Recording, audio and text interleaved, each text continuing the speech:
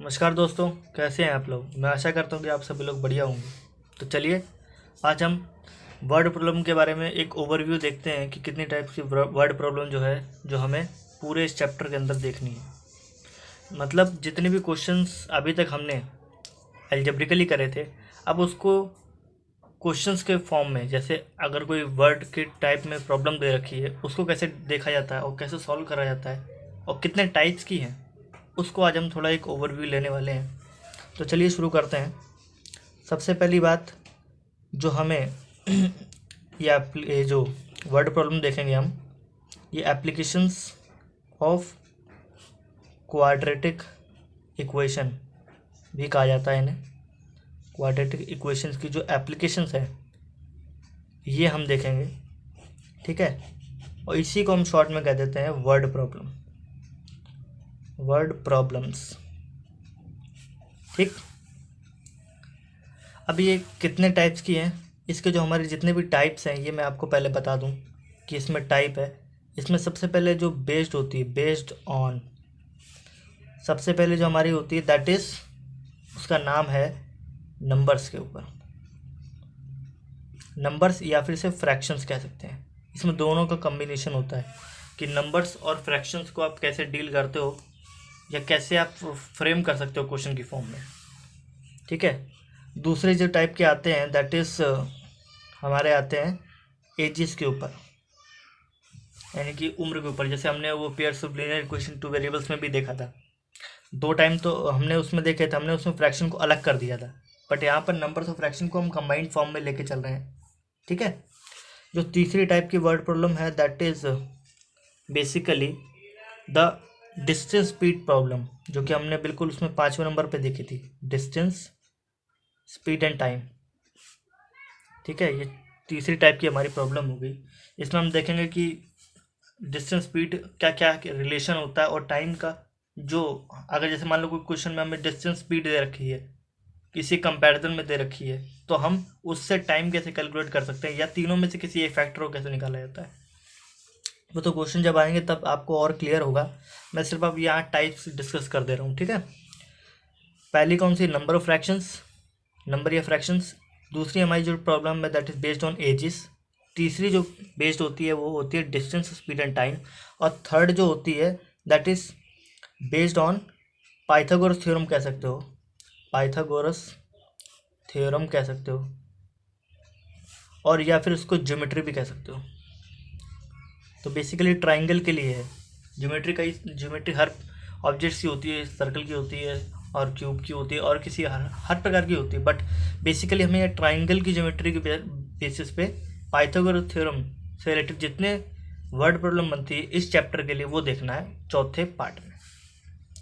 पांचवें पार्ट जो इसका एप्लीकेशन का पॉइंट है दैट इज़ मेंसुरेशन है।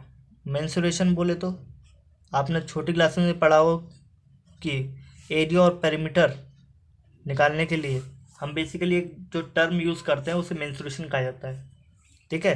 एरिया एंड पेरीमीटर, ठीक है। इसमें हम एरिया और पेरीमीटर से रिलेटेड न्यूमेरिकल्स देखेंगे, ठीक है। जो हमारा इसके बाद छठा पार्ट आता है that is sixth part, that is work से रिलेटेड है कि वर्क डन कितना हुआ, कितने समय में हुआ।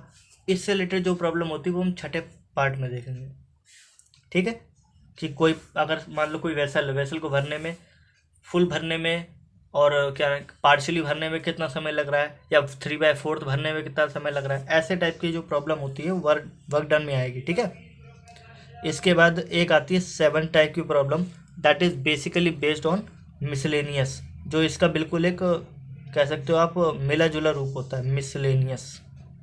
यानी कि जितनी हमने ऊपर प्रॉब्लम देखी, numbers, fraction, ages, distance, speed और जितनी भी टाइप की प्रॉब्लम, जैसे मेंसुरेशन हो गया, पाइथागोरस थ्योरम हो गया या वर्क डन हो गया, इस सब का ये मिला जुला मिक्स रूप होता है मिसलेनियस में, ठीक है। तो ये तो हमारे जितने टाइप की प्रॉब्लम हो गई ये मैंने आपको पूरा बता दिया। अब एक छोटा सा मैं चीज़ और सोच रहा हूँ कि बता दूँ, क्योंकि फिर आपको वर्ड प्रॉब्लम करने में दिक्कत ना हो। तो इसके एक एल्गोरिथम जिसे कहा जाता है, एल्गोरिथम्स, और इसे कहा जाता है, या स्टेप्स कह सकते हो आप, स्टेप्स फॉर वर्ड प्रॉब्लम।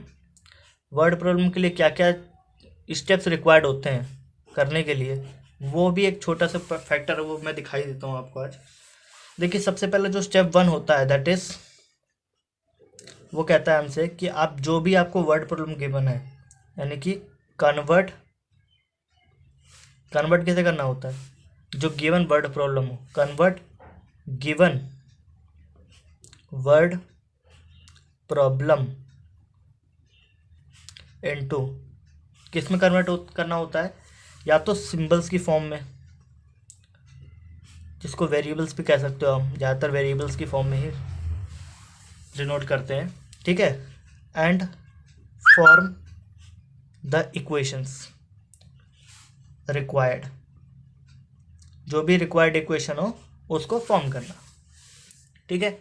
पहला स्टेप हमारा क्या हुआ कि जो भी वर्ड प्रॉब्लम में दे रखी है उसको हमें सिंबॉलिकली या वेरिएबल्स की फॉर्म में लिखना और इक्वेशंस को फॉर्म करना, पहला काम। दूसरा जो हमारा स्टेप होता है दैट इज बेसिकली होता है हमारा कि जो भी हमें ये हमने जो वेरिएबल्स और सिंबल्स के फॉर्म में इक्वेशन फॉर्म करी है, solve the equation so formed by any desire method, यानी कि जो हमारी इच्छा है उस मेथड से हम कह सकते उसको सॉल्व कर सकते हैं, है ना। दूसरा स्टेप हमारा ये हो गया, पहले हमने क्या करा, उसको सिंबल्स की फॉर्म में रिप्रेजेंट करके एक इक्वेशन फॉर्म करी, देन सेकेंड स्टेप में हमने उस इक्वेशन को सॉल्व करा एंड ऑब्टेन सॉल्यूशंस। ये भी लिखना बहुत इंपॉर्टेंट है, ये सिर्फ बता रहा हूँ मैं, अभी क्वेश्चंस में कैसे अप्लाई करना है वो तो जब क्वेश्चंस आएंगे तभी बताऊंगा मैं, ठीक है। फिलहाल जो मैंने बताया कि पहले इक्वेशन आपने फॉर्म करनी है, देन उसको सॉल्व करना है सेकेंड स्टेप में, और उसके सॉल्यूशंस को ऑब्टेन करना है यानी निकालना है। स्टेप जो थर्ड होता है दैट इज लास्ट स्टेप, और वो क्या होता है कि कन्वर्ट योर सॉल्यूशन जो कि आपको ऑब्टेन्ड हुआ है, ठीक है, इनटू, किस में कन्वर्ट करना होता है, इनटू लैंग्वेज यानी कि जो वर्डिश लैंग्वेज होती है, यानी कि जो बुक की लैंग्वेज है उसमें आपको कन्वर्ट करना पड़ता है, जो कि बुक में या फिर क्वेश्चन में गिवन हो, ठीक है। ये एक मोटा मोटा सा ओवरव्यू मैंने देना चाहता था कि जिस भी वर्ड प्रॉब्लम को आपको सॉल्व करना है उसके लिए 3 मेन स्टेप है। पहला आपको एक पूरा क्वेश्चन पढ़ना, और बेसिकली उसमें से भी लास्ट लाइन को पढ़ना, क्योंकि वहाँ से आप इसकी पूरी अजम्पशन लेते हो। अजम्पशन लेना होता है, इक्वेशन फॉर्म करनी होती है with the help of symbols variables, ठीक है। देन उस इक्वेशन जो आपने फॉर्म करी उसको आपको सॉल्यूशन फाइंड आउट करने होते हैं सेकेंड स्टेप में, ठीक है।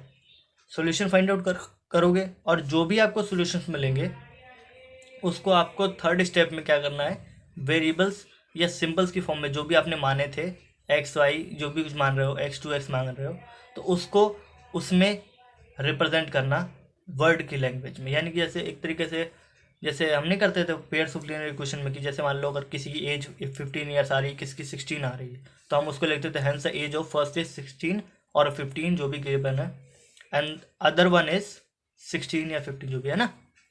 तो वही जो लैंग्वेज लिखना होता है, कंक्लूजन देना होता है, उसी को हमने कह दिया यहाँ पर कि जो भी हमारा सॉल्यूशन निकल रहा है उसे हमें रिप्रेजेंट करना है लैंग्वेज में, ठीक है। आई होप आपको ये पूरा समझ में आ गया हो, क्योंकि ज़्यादा मैंने आज कुछ बताया ही नहीं, मैंने सिर्फ आपको ब्रीफ से इंट्रोडक्शन दिया कि जितनी भी मैं वर्ड प्रॉब्लम देखनी है इस पूरे चैप्टर के लिए, क्योंकि अब हम एप्लीकेशन के अंदर एंटर कर चुके हैं बिल्कुल, ठीक है। तो इसके बाद तो फिर मैं इसके जितना भी नंबर से और फ्रैक्शन से रिलेटेड जो फर्स्ट टाइप की आपकी वर्ड प्रॉब्लम है उसको नेक्स्ट लेक्चर में लेके आता हूँ। तब तक आप इसको ये तैयार रखिए और स्टेप इसके याद रखना बिल्कुल, ठीक है। मिलते हैं हम नेक्स्ट लेक्चर में।